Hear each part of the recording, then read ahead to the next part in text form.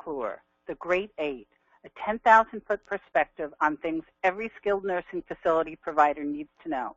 I'm Beth Polodny, National Sales Manager for ComplyTrack. Before we begin today's webinar and introduce our featured speakers, I just want to cover a few quick housekeeping items. To submit any questions, please use the Q&A menu bar located on the right side of your screen on the GoToWebinar toolbar.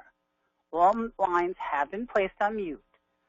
To download a copy of today's presentation, select Handouts on the GoToWebinar toolbar and follow the instructions or use the URL that was sent out in the reminder email this morning. Today's webinar has been approved for 1.2 CEU credits from the HCCA. An email with a survey and download instructions will be sent within 1 to 2 business days. And now I'd like to introduce Chris Mastrangelo. Chris is the President and CEO of Harmony Healthcare International. Chris's leadership and vision have helped Harmony Healthcare become one of the most recognized and trusted consulting companies for compliance and reimbursement in the healthcare industry. Chris brings her post-acute care experience with more than 20-plus years experience in this industry as an occupational therapist and licensed nursing home administrator. Also is Lynn Reinhammer, who many of you already know. Lynn is the manager of the ComplyTrack subject matter experts and sales engineers for the MediRegs component of Wolters Kluwer. In this role, Lynn co-manages the compliance content in ComplyTrack, manages the sales engineer team, leads software demonstration, and assists in client training and methodology. Lynn's a lawyer and consultant and has been with ComplyTrack since inception. And now I'd like to hand this to Chris. Chris? Thank you so much, Beth, and thank you everyone for attending this webinar today. I just want to tell you up front that I do have a lot of information to share with you, and I thought about chiseling down the slides, but I figured that there will be a great resource for you when we're all done, and so I'll say that to you up front. The other piece is that I will also skip through some slides in an effort to give you the highlights, because we are going to talk about the eight hot topics in the post-acute / skilled nursing facility arena. They're very hot, they're very new, and I will tell you they're also very complicated. So if you walk away today with a nugget in your head about understanding each and every one of them, that is what I consider a win. So we will talk about current, proposed, and what to expect over the next 3 years. And again, we'll highlight those facets. So I am clicking through the slides, and there we are with, the overview of me. And yes, I have a Twitter, and that's my picture, but I've subsequently cut my hair, so great. Now, full disclosure, we do have a team of people that create our presentations, inclusive of Lisa Bovey, Diane Buckley, Carrie Hart, and myself, and they work as a team to create the content for all of you. We do have some objectives, and we'll get to all of those: the changing demographics, culture change, specifically with reimbursement and regulatory policies, and, of course, a 5-star rating system. So we keep on going on with PEPPER. There's a lot of key elements, the IMPACT Act, and, of course, the Antibiotic Stewardship Program. So this slide is an overview of the Great Eight. Those are the things you're going to want to commit to memory and have an understanding of. Again, it's a lot of information, but we'll give you the highlights here for application within your organization. First, we'll start with the IMPACT Act. And I'm timing myself because I have about 5 minutes per Great Eight, so I'm hopeful that I'll give you the information. So IMPACT, what does it stand for? Improving Medicare Post-Acute Care Transformation. And the elements here that are shifting is that we are all accustomed to a cost-based reimbursement system. We understand that the advent of the MDS came in from OPRA 87. The IMPACT Act is looking at patients' quality of care post-hospital stay. So that's the big thing. IMPACT Act, okay, what's happening? How are we going to measure this quality of care? We know that the 5-star rating system has been implemented. We know that data is readily available to consumers on Nursing Home Compare. So we know that quality is driving and will drive reimbursement, but we're looking at how the services are rendered and compartmentalizing them or categorizing them post-hospital, post-acute care. So this bill was passed back in September of 2014 by President Obama and signed into law on October 6th. And to reiterate, quality of services will be linked to financial reimbursement. So today, you have an MDS.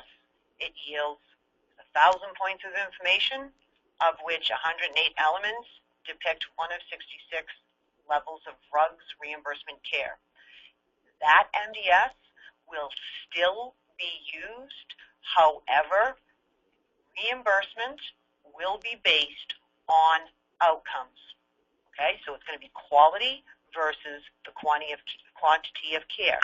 Those of us that have been around before 1998 saw the cost-based system morph into a MDS acuity-driven system, and now it'll be morphing, and we'll get to value-based purchasing and bundled care.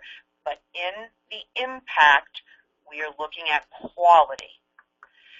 So, three-end, it's going to strengthen patient rights. They want transparency. So, in other words, the patient is admitted on the continuum, and they have rights. They have privacy rights. They have knowledge rights. They have understanding of what their destiny and journey will be.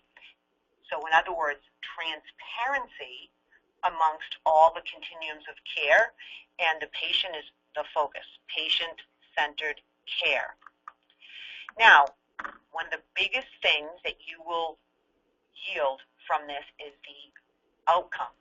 Outcomes and standardization of assessments. So for example, I'm an occupational therapist by background, and when I am evaluating a patient in a skilled nursing facility, I will be looking at how they transfer the toilet, how they will do with eating, and depending on what their discharge destination is, my mind is set on how are they going to function at home. Whereas if you're in a different setting, maybe in acute care or a home care or outpatient, the way that a therapist documents the level of assist differs just innately within the tools that are used, from the IRF-PI to the MDS to the OASIS to the LCDS. So the takeaway on the Impact Act is the government wants one set of assessments that thread through that continuum of care.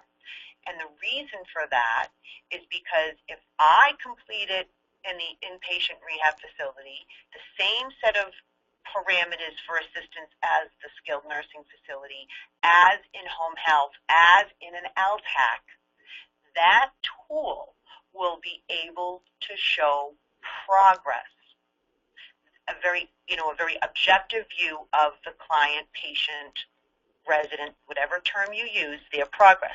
So Impact Act, quality versus quantity, standardization of tools, which is called, by the way, the CARE tool, okay?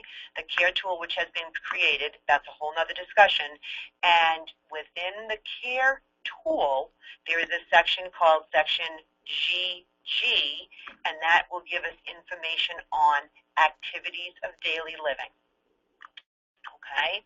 So my time is up for this section here. So standardized patient data assessment for all the reasons on slide 14, improve exchangeability of data, we can coordinate care, we know data is a big deal for data analysis, but what is it? Quality of care and improved outcomes.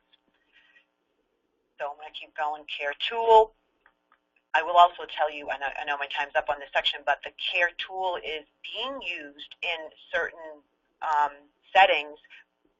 It's not definitive. So, and what I mean by that is I am on some subcommittees discussing Section GG and the value. So therefore, The standardization, while it has been approved, the rollout is supposedly October 1st, 2016 for the standardization and the utilization of section GG, okay, impact. I have to go on to number 2, and those are some dates in it. 5-star. 5-star is utilized today for consumers. This goes into your transparency to understand how is a skilled nursing facility ranked. There are 3 elements that impact a 5-star currently: health inspection, your staffing, how many nurses do you have, how many CNAs do you have, and number 3, your quality measures. So there are how many quality measures? There are 11. So of interest to those on the phone that are in MDS or in QAPI, in compliance, when looking at your 5-star, we know that the survey you can affect by doing mock surveys and preparing and drilling down. We know that your staffing is based on budgets and need. The third element, which I have the slide up now on quality indicators, is something that you really want to take a deep dive into, because your 5-star could be affected by inaccurate coding on your MDS.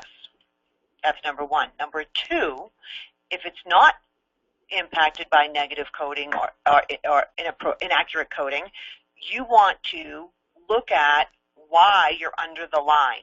In other words, you'll want to copy this. You want to TQM it. Look at data and understand the relevance of pain, antipsychotropic meds, falls, catheter use, activities of daily living, antipsychotropic meds. So what you always hear me talk about, the 20-80% principle, I know that your day is filled. And to prioritize what to look at is probably more important than what you look at. In other words, looking at your 5-star, look at your quality indicators and see what areas need a deep dive and figure out why they're below the line. It could be systems. It could be coding. And that's the biggest nugget. Why is this so important? Well, yes, right now, the 5-star is how consumers look at you. 5-star will ultimately determine payment. Other things will be added into the 5-star system, i.e. rehospitalizations, and when we look forward 3 years from now, that will impact how you are reimbursed. Even though it'll be a bundled payment, there'll be a segment that is held back based on quality, a product of the Impact Act. So again, the nugget for 5-star is deep dive, take a look today, because what you may need to fix may take months, and those months are going to yield to future reimbursement for your organization. Very good, very good. So I'm getting within the 5-star, we know that MDS-focused surveys are on the list in conjunction with dementia-focused surveys. So, sorry about that. So in other words, they're going to come in. Why? Why would they be looking at your MDSs? Because your MDSs will still drive reimbursement. They're going to drive your 5-star. They're going to drive your reputation. And the MDS will drive your QAPI, which we'll talk about as well. So I know I'm being... Activities of daily living are constantly a topic. I have to go. Constantly a topic.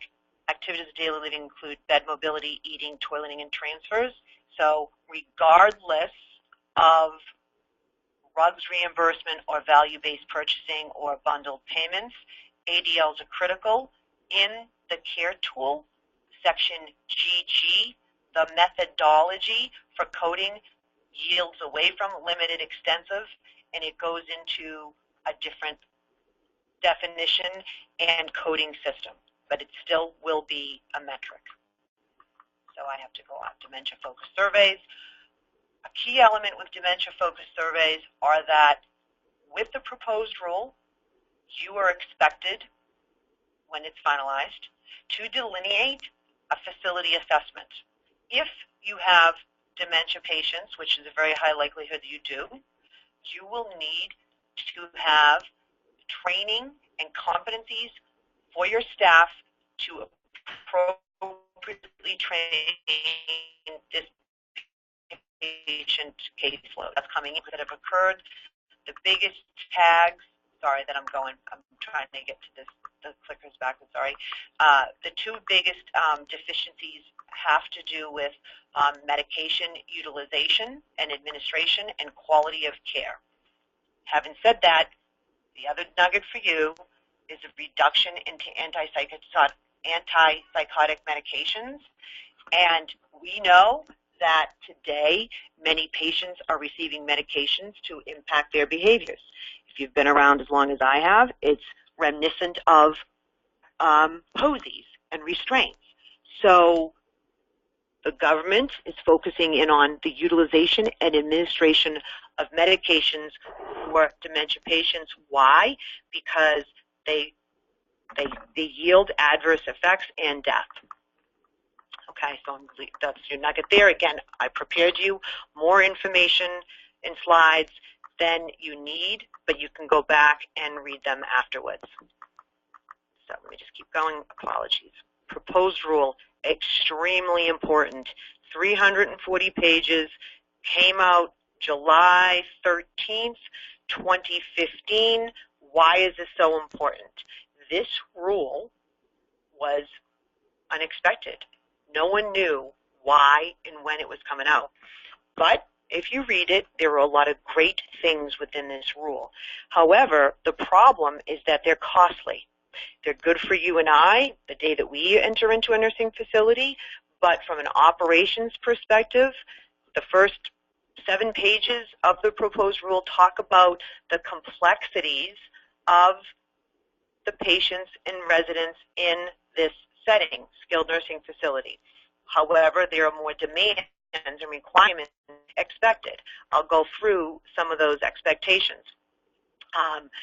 So again, this is that, I quoted that for you, the population has changed, it's more diverse, more clinically complex, but yet, and we want more control over this. So what are some of the nuggets? They would like for each skilled nursing facility to have an annual facility-wide assessment. Talks about the demographics. 72% of the patients are orthopedic with a 11.6 length of stay. They want to know, well, I have 22% have dementia, et cetera, et cetera. Why? Because the second bullet is that you will have to have a competency requirement to ensure that your staff is trained to treat said population. So it goes deeper, and I have to say I was moved by it, and I'm going to take my 4 minutes in this section just to resonate, hopefully. I was blown away by the proposed rule when it spoke about understanding an individual's journey through life and their hardships, but specifically if an admission has been raped, has been in the Holocaust, has been in a fire, a shooting. They want the facility to have a great understanding of that patient's social history, knowing that an admission into an institutionalized facility exacerbates PTSD symptoms. In other words, when that patient walks through the door, do you know the history? Because the buzzer, putting them in a crowded space, all elements of that patient's care is affected on how they're being treated and the environment that you put them in. And I thought that was, and again, I'm not saying that it's an easy thing to do, but to get to that deep level of comprehensive person-centered care planning is extremely important for the future aging population. And understand, too, the baby boomers currently are the ones driving the expectations in these settings. They want certain things, and they're not going to settle unless they get it. They're a very vocal group. Compliance, here we go, comprehensive and specific compliance program. So we know that those hospitals that are on the call understand compliance. We know that some outpatients understand compliance. Skilled nursing facilities may not have a full-blown understanding of compliance and what the expectations are. There's a lot that goes within a compliance program, and while quality assurance, it's not quality assurance, it's a full-blown program that ensures the ethics and the continuous monitoring of potential risk areas within the organization. It's the effort to constantly identify them. And as you know, Walters Kluwer has a program that helps organize, because you'll never have a checklist and have it all done, but you do need to document what is happening and how to identify where to go next and what your results were. And that's going to be mandated through the proposed rule within the next year. Then there are other elements that we can get to at another time. Behavioral health, pharmacy is a big area, and we'll get to it as well. On the patient comes in, what medications are they on? When they leave, what medications are they on? By the way, were they on those medications before they were admitted to the acute care? And did you change them when they were in the acute care? And what is your reconciliation process for knowing what meds the patients are on? Very important factor there. And so hospital readmissions, third bullet down, well, maybe before a patient leaves a skilled nursing facility, they're proposing that they have to be physically seen by a physician assistant, a nurse practitioner, etc. And then the other piece on slide 64, which I just am fascinated by, is that, guess what? We're going to bring back respiratory therapy. Not that those nurses cannot provide it, and they do so eloquently. However, respiratory therapy was removed back in 1998, and the reason it's so important to put it back in, the number one reason that patients are readmitted to the hospital are what? COPD, pneumonia, CHF. So respiratory is a hot topic. Okay? QAPI program falls under your compliance, if not parallel, and infection control. We're going to go to the next area. Pharmacy, I gave you a little bit of that, but I do need to move on because I gave you too much information, and pharmacy is within itself. And drug regimen review, again, the nugget here, proposed rule, 340 pages, lots of recommendations for change, pharmacy, facility assessment, person-centered care. Okay? I'm going to keep going. Now, QAPI. We think we know what we're doing, but we may not know what we're doing. In a nutshell, QAPI is taking data, analyzing it, and improving your systems within your building. So you've got to collect it. You've got to have a leader. You have to have a champion looking at medical records, analyzing, prioritizing. It's a great tool. Lots of organizations use it, but don't assume that the staff in your facilities readily understands how to do it. So, and again, this is still something, in what is a big area you'd use it on? Of course, you'd use it on your rehospitalizations. An example would be that the hospitalizations are happening on a Saturday at 3 p.m. because you copied it down. You figured, okay, Saturday, well, what happens there? Oh, maybe there's not a doctor available. So we're not going to get too much into QAPI. We can do a separate one on QAPI. Compliance, okay, prepare. For all the HCCA certified people on the phone, you know this. Prepare the 7 elements. You have your policies and procedures. They're not just a book on the shelf. You want reporting and investigating. Someone comes to you with a problem, you're on it, you investigate it. You're constantly educating and training everyone onto HIPAA, to privacy, to auditing, to monitoring, to the regulations, and you see there are a lot coming. You prevent issues from happening. You have an auditor come in, looking at your records, looking at your billing. You have a key person who understands it and has oversight, your compliance officer, and you enforce it. You have rules, and you have discipline that's consistent and not biased. The nurse doesn't get a different punishment for the same error as the doctor. It's got to be consistent. So, okay.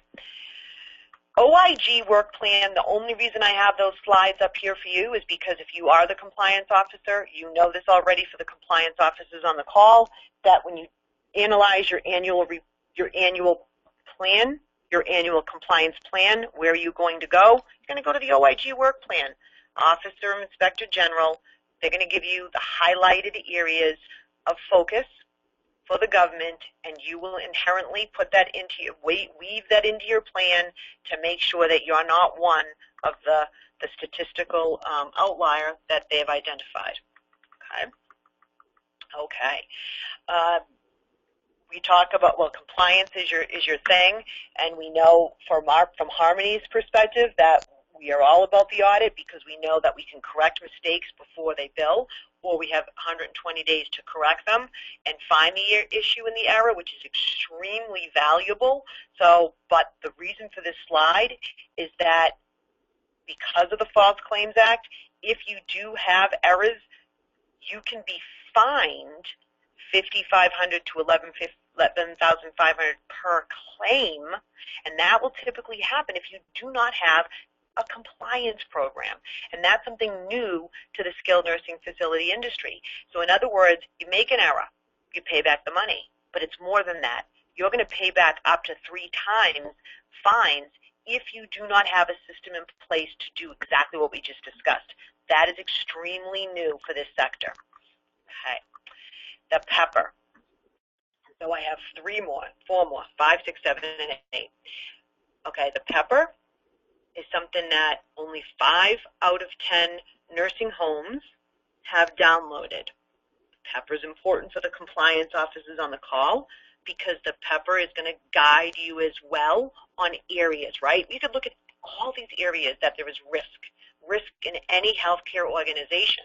Well, here's your prioritization.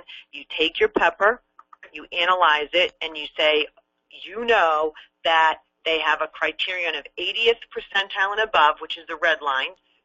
The green line is 20th percentile and below, and the blue dot is the facility.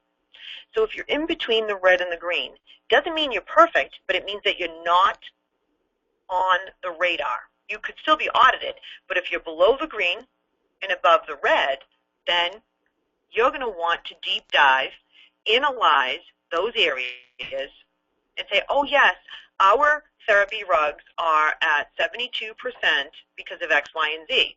This particular building is a true building. 3 years ago, it was one of 7 buildings. The owner / CEO noticed this. We went in, we did an integrity audit, and there was problems. That identified problems very rapidly, and things changed, and we modified it, and we toggled, and it was fantastic. The COT, the one all the way to the right, that's a change of therapy assessment. I know there's different players on the call. That's an assessment that's completed when the level of care changes on a patient, and the fact that it's low, in many instances, we can see from the PEP report that they're not being completed, which would yield an overpayment. So the nugget here is your PEPR, which can be downloaded every year, should be a guide, and we would happily schematic this graph out for you so you can utilize it because the PEPR is 14 pages, but this is your work plan for your annual compliance program. Okay, value-based purchasing. Oh, what does it mean? Who knows, right? Well, you know what it means? The government, they went to the table on you're in D.C. You have negotiations occurring all the time. There's a thing called the doc fix, which every year the CPT code rates for the independent, the Part B billing of an MD, every year they'd have to do a patch. And in that negotiation, they decide to say, look, we're so sick of doing this patch, we will give you 2% of the skilled nursing facility total revenues. You're going to take it, just take it. But you're going to give it back to us if we meet certain metrics. Some of those metrics have to do with hospital readmissions.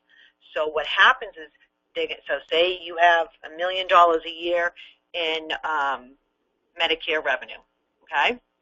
2% of $1 million is $20,000.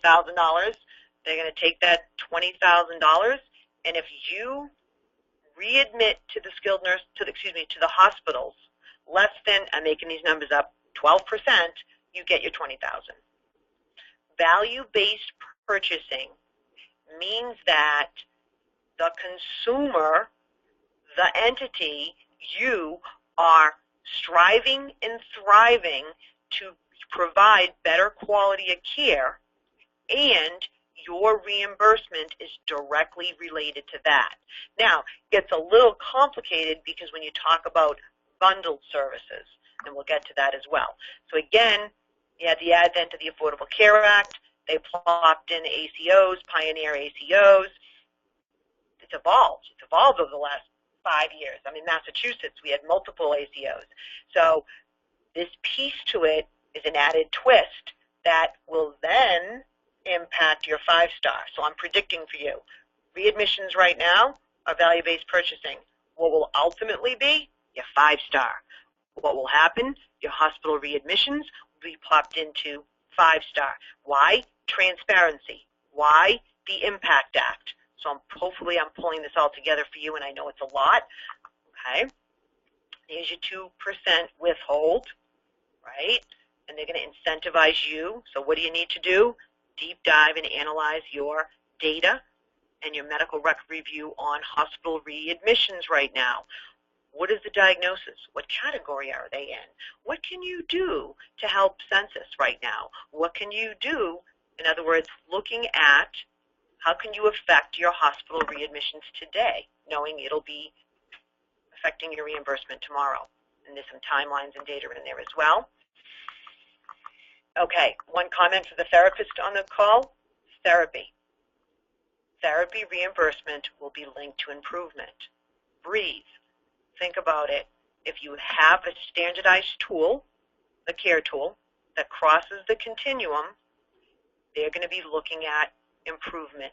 Now, we do need to have a bigger discussion on this, right? Because we know what constitutes skilled services, a reasonable expectation of improvement in a reasonable period of time, and you and I do not want this to be an avenue for patients to not receive therapy if they're going to decline. So this will be something that will need a lot of discussion and advocacy. I'm not saying that improvement and reimbursement should not be linked, but I do think there needs to be a lot of discussion to ensure eligibility / entitlement and accessibility to the geriatric population. So we'll definitely work with the government on that. Bundled payments. Only 2 more here now. Okay, what does it mean? Bundled payments. It means that if you, this is with the slide, the 131 is the slide. Look, if you've worked in a hospital, you had DRGs, you get it, right? You have a certain DRG, you have a lump sum payment. Same concept, but see the twist? The value-based purchasing is the twist. Let's just hypothetically say you have an orthopedic patient. And that orthopedic patient, they're going to say, here's $13,000. And you know, because you did your length of stay analysis, that you have 62% orthopedic patients and they're there 11.6 days. Well, then when this regulation comes out and this reimbursement structure comes out, you're going to know that, I should stick to those orthopedic patients, or maybe I shouldn't. Or how can I affect change and impact the length of stay and give quality of care? Now, here is the winner here. This is important, and you will survive with value-based purchasing and bundled payments. And the goal is that the control will lie in the skilled nursing facility. By virtue of the fact that you have the 2% holdback, the 5-star, the goal is that the skilled nursing facility will say, if I meet the parameters of quality and I meet the parameters of length of stay and the patients are not return readmitted and they go home safely, this is where you have opportunity to look at your service delivery, look at your therapy, look at your groups, look at your aid utilization as long as it abides by the State Practice Acts. And you have opportunity now to give phenomenal care, make a margin, look at your quality, and have full control over it. And that's what American Healthcare is promoting as well, is that the provider has care and the oversight is not by a third party. And I think that's brilliant for you all.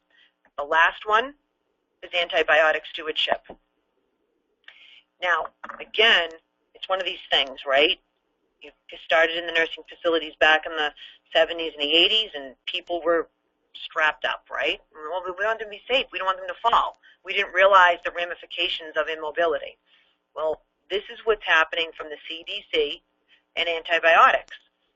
The concept is that if we readily place the geriatric patient on an antibiotic for an infection, for a bacterial infection, that patient will become ultimately immune and develop issues with C. diff, with MRSA, and it causes death. So the antibiotic stewardship, there's a great handout on it, and it's even greater when, of course, I still print, and I apologize, but I'm old, I'm 48, so I'm going to print it out. And it says, look, when you give the antibiotic, what were the reasons? What were the three-pronged reasons why you gave them? Could it have, resolved without the antibiotic? Did you keep them on the antibiotic too long? The antibiotic stewardship is not eliminating the need, but it's having the medical group, the care providers, take a look at, was it necessary, and could we have treated this differently? So, again, it's one of those unintended consequences. We put people on antibiotics from prophylactically, but the unintended consequence is that you gain an antibiotic resistance. And so, therefore, it may not be an issue for a young person, but the older you get, the more risky it yields. And again, so that's what the whole antibiotic stewardship is about. And it's about, 50 pages. And the doctors will be brought into it, and the nurses will be brought into it, and the systems will be brought in. So I am I'm looking over to see how much time that I have. Am I doing okay? Doing good. All right, well, very good. First for me, okay? So management strategies. So I know I gave you a lot of information. I call this the Twitter on steroids version. But I feel as though it's necessary because as you noticed, when I put them in play for you, there was a logic to the ordering of them. Because if I talk about the Impact Act independent, you would not fully understand the value-based purchasing piece. And again, you need to digest it for a day. So what do you really need to take a look at? So the organization that you're in, you have to continue to look at your documentation. You have to look at your outliers. You have to look at your systems.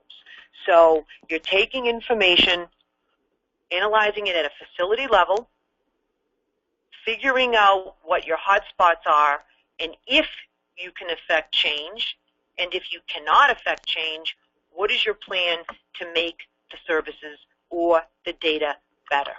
Okay? We're going to talk about culture. Have that culture change as an expectation, culture change in how we service the patients and the residents in the skilled nursing facility.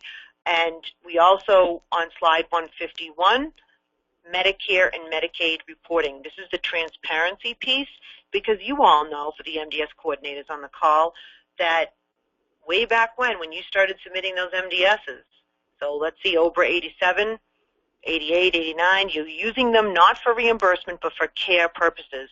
At that point, the government had access to your data. Well, more and more data is being pulled up and being culled, and they're analyzing it and giving rules based on it. So the new quality expectations have to do with communication amongst all the continuums of care, which, by the way, that is not as easy as it sounds, especially if you're not owned by the same parent company. But what is it about? Patient-centered care. That patient goes through the continuum. The government expects that the different settings will communicate and provide that patient with the best care possible. So whether you're involved in an ACO or not, partnerships are extremely important. So whether you've got your home care to your outpatient, you have to go to the table.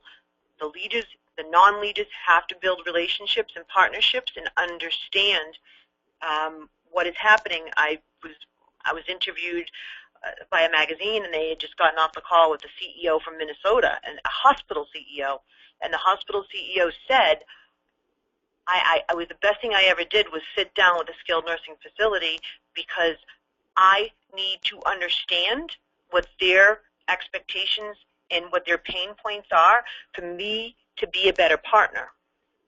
Vice versa, the skilled nursing facilities need to understand the hospital, the LTAC, the home care. All of those entities need to sit down, lock arms, and say, what's happening in your world and how can we work better together?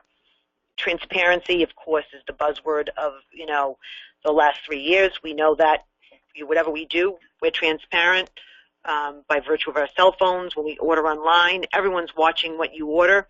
But guess what? Transparency is there, and it's expected from Generation Y.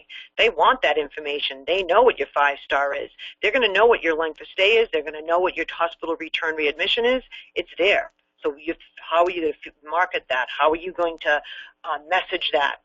And the other almost last point is that looking at who you're servicing.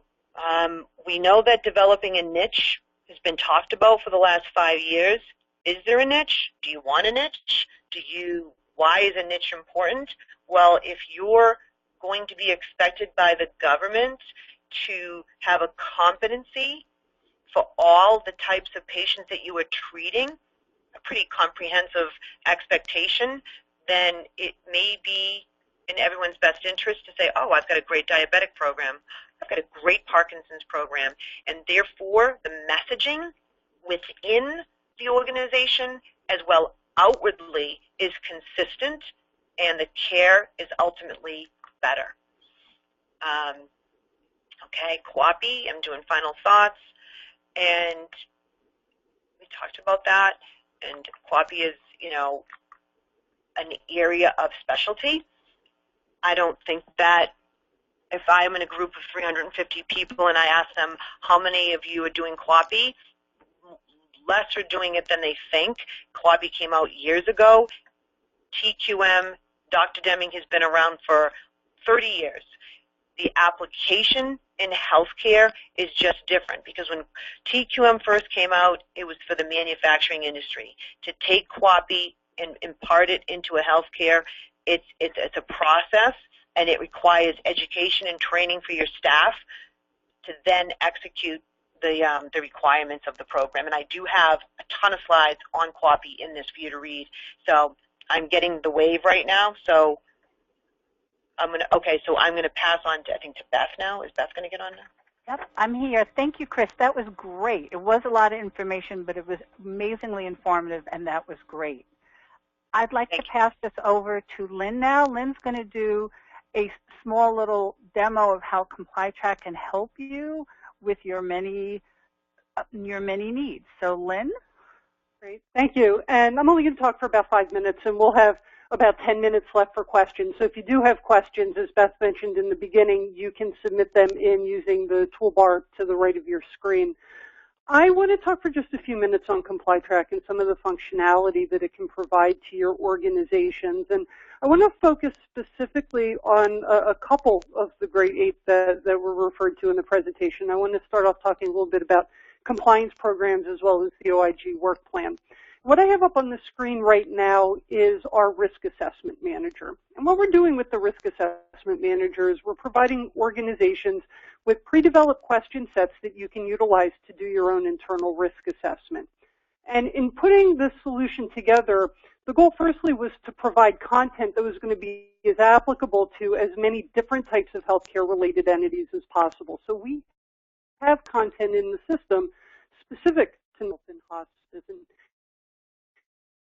and some you can utilize. And I just want to talk for a moment about the scope of content that we offer. And I want to talk first about the fact that we have a library that was developed around the OIG's compliance program guidances. So when talking about the need to have a compliance program in place, if you are in the process of developing a formal compliance program, or perhaps you do have a formal compliance program in place, but maybe haven't looked at it in a few years.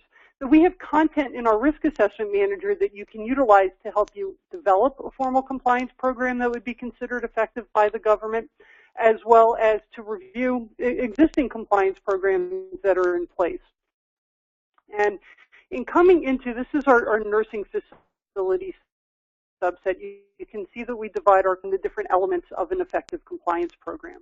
So for example, if I open up the question set related to policies and procedures, just starting at the top of the screen, I want to highlight a really important feature in our system, and that is if you see after each question in the question set, there's a citation link. So we tie all of our question sets to the underlying source document. So if you don't, if you're not sure where a question came from, or you want to go into those documents, that you have the ability to do that. So they all have citation links after them. So being able to utilize our content to develop and maintain your compliance program. We also have OIG work plan content. You heard in the presentation the importance of looking to the project areas in the OIG work plan. And as part of our development of this content, we do look to the project areas that are in place related to nursing facilities as well as other entity types. And we will be releasing next week, actually, the question sets from the 2016 work plan for non-hospital settings. So if you've started to look at that, the OIG went a little easy on some of the non-hospital settings this year, so there may not be a ton of them. But what they're doing is addressing the things that are going to be areas of focus for them in the coming year, things that you should be looking to.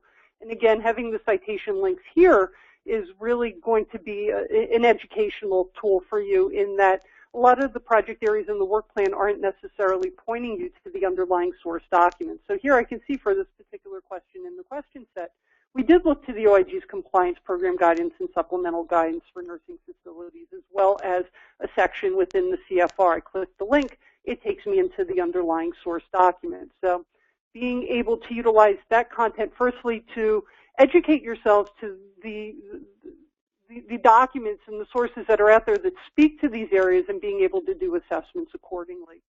And then beyond that, we have assessments related to the conditions of participation. So if you wanted to do a COP type of assessment, that we have content in the system you can utilize for that purpose. And when you go through and answer the question sets, it will help you generate and manage action plans. It's going to give you other types of reporting you can use, text reports that you can use yourself, as well as charts and other types of higher level reports if you had to present to stakeholders, boards, committees, groups of that nature.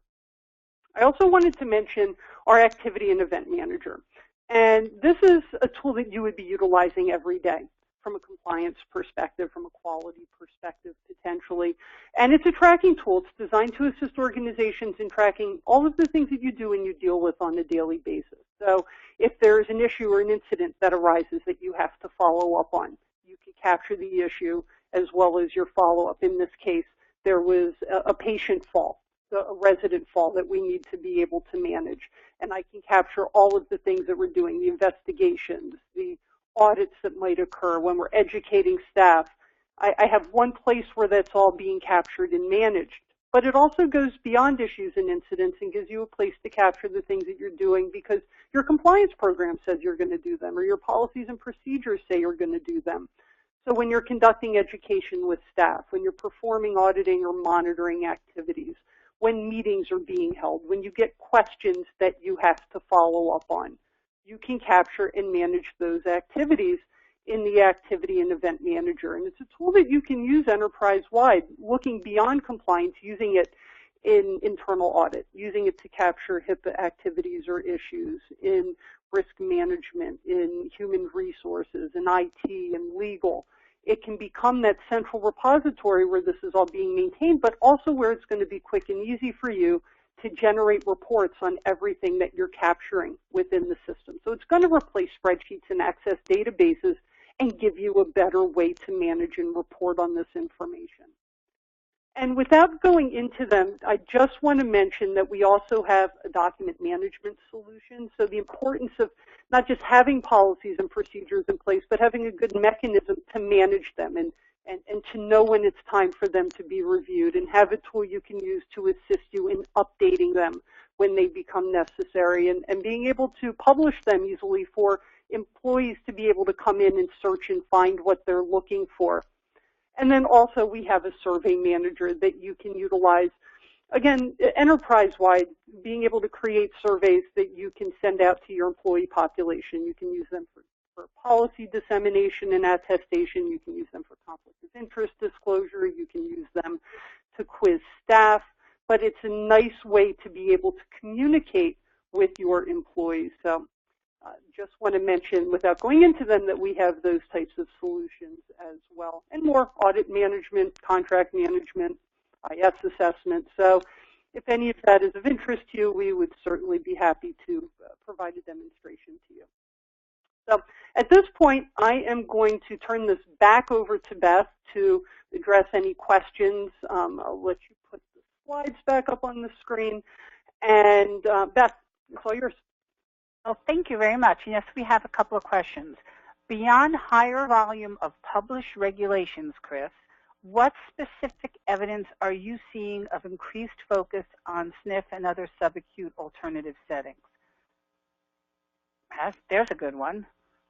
Okay, so let me read the question to me one more time. I think I understand the question is inferring that instead of going to a skilled nursing facility, going to an assisted living or home-centered. Is that, read it again. I want to make sure I got the correct question. No, I think what this is saying is, in terms of audit and prosecutions, beyond higher volume of published regulations, what specific evidence are you seeing of increased focus, regulatory focus, on SNF and other alternative settings? Okay, so I see increased focus will be a product of the fact that there are a high, even though they suspended the RAC audits, we're getting calls for more and more RAC audits for defending the RAC audits. That's number one. Number two, whistleblowers. There are more and more whistleblowers coming out of the woodworks from that perspective. Again, I hope I'm answering the question to the detail of it. Yeah. So, and again, I'm all over, so I like the fact that they're asking the question not from a statistical, but from a actual the practical application of the fact that we know that there are a lot of investigations going on. They're being spurred by service delivery. The PEPR, in fact, although the intent of the PEPR was not to cause audits, we do see a direct correlation, but the nugget that I will give you is that if you are under an investigation, then you should analyze your PEPR with the supporting documentation, meaning the medical records, understanding that, I do have a high therapy utilization and my length of stay is 18.3 days, and 78% of those patients go home. In other words, so that's another piece to it. So regulatory reimbursement, I will tell you, from 1998 to 2008, there were minimal audits. From 2008 until today, RAC, ADRs, reviews are off the charts. Interesting. Thank you. Do the slides cover comprehensive joint replacement model? Oh, excellent question. Whoever asked that, you get a star. No, they don't. I can add it in. It's I printed it out. What is it? 1,100 pages. They just changed okay. So I'll give you, but I can give you a little bit of a snippet on the CJR, which used to be the CCJR. Is that there are, I think it's either 400 or 800 counties that have hospitals. It's 400 or 800, I don't know exactly, that are now under this comprehensive program and bundled payment. And so if I did get some slides 2 weeks ago at a conference on it. My good friends from Aegis did it, and so there is, here, I have it right here. And so anyway, the first thing that you would do, the nugget, is you would look to see if you are in the geographical area for the bundled joint replacement payment model. And I do have slides on that as well. Mary Moser just handed it to me, so I can send them out if they want. Thank you very much. Lynn, a fast one for you. Risk assessment module, does it cover HIPAA? It does cover HIPAA. Privacy, security, and breach are all addressed within the risk assessment manager, absolutely. Excellent. Another one for Chris, which kind of covers us too. Chris, do you believe that having at least a partly automated system, like ComplyTrack obviously, or something else, enhance the impression that an organization has a robust compliance program in place? Yes, I do. I mean, I think that if you're investing into a program, hey, listen, when I tell you that there are cases right now in which there is no compliance program, they do not understand what they need to do. If an organization invests, the first step is understanding that they need it. So if I'm working, in the government and I note that they have an automated system, I know that their intent is to do better. In other words, that they're saying, hey, look, I've invested my money. I'm going to categorize, document, organize what I'm going to do and prioritize. I do think it bodes well from an outside view. That's my opinion. And again, that's definitely an opinion question. Thank you. Yeah, and I know, but I thank you for that. That was great.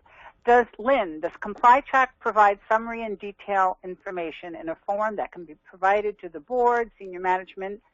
And do you believe, I guess this is another opinion, that the detail behind it is satisfactory for internal and external audit purposes? Yeah, you can absolutely generate reports that are going to be much higher level. You can generate detailed reports that you can provide to your board, both in the text as well as a graphical format. In the activity and event manager, there's the capability of dashboarding to be able to present information quickly and easily in a wide range of manner to your board. And then as far as the scope of the content and internal, external auditing, I think, in a perfect world, the risk assessment content is going to supplement the use of external auditors. I would never say to replace or eliminate them, but it gives you the opportunity to own your process, and it gives you the ability, instead of having to bring perhaps consultants in every year, every couple of years, bring them in less frequently, because it's always good to get that objective view, but it gives you the ability to own your stuff and to be able to be proactive and to be able to demonstrate that your compliance program is a living, breathing document and you're doing the things that the program says you're going to do. Okay, and I'm getting a lot of other questions here, and they're about ComplyTrack, which we will call you on, and for Chris, some more like how do you find more information on the bundles programs, and I don't know if that's an answer you can give now or what, Chris, but they're also, and so there's going to be more follow-up from each side here. They're also asking, do you know when the RAC audits will start again, Chris? That's an interesting question. Well, the RAC audit, okay, no, I do not know when the RAC audits will start again. What they're trying to do is regroup, and they've restructured their RAC formation, and they've hired more people to have oversight, because, as you know, the reason they stopped was because the delay on giving the results. But, so, for example, we are in active RAC audits right now, but the question is, when are they going to start adding more? I mean, I don't know the answer to that. I can try to find out, though. And I know there's some stuff in my inbox there was a proposal that just came out, meaning a regulation on the RACs, but I haven't read it. Well, thank you. That's because I do, from what I'm hearing, you're busy. So this is great. I thank you both so much for your time today. This was a wonderful webinar. And we're still getting a few questions, and I know we're at the end of our time, so I promise we'll get back to you folks where we can. And we look forward to talking with you again, Chris and team, and we look forward to hearing from our folks on the webinar again. Thank you. Thank you so much. Bye.